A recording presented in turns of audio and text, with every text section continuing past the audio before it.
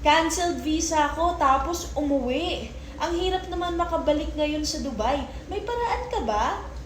Siyempre, may paraan tayo. At ano naman yun? Meron tayong legal na visa na maaari kang makabalik for 2 years. Baka naman ma-offload ako. Alam mo naman kung gaano kahigpit. Offload. Kung legal ang papel mo at kumpleto ito, bakit ka naman ma-offload? So may assurance kayo na 100% sa Philippine Immigration di ako ma-offload? 100% na makakarating ka sa United Arab Emirates as long as legal ang mga papel mo. 2 years visa ba yan? Siyempre, 2 years visa.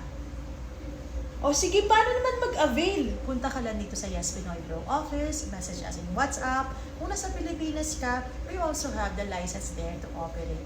Ngayon, sabihan nyo lang kami kung kailangan nyo na ng legal na visa. Thank you! Welcome!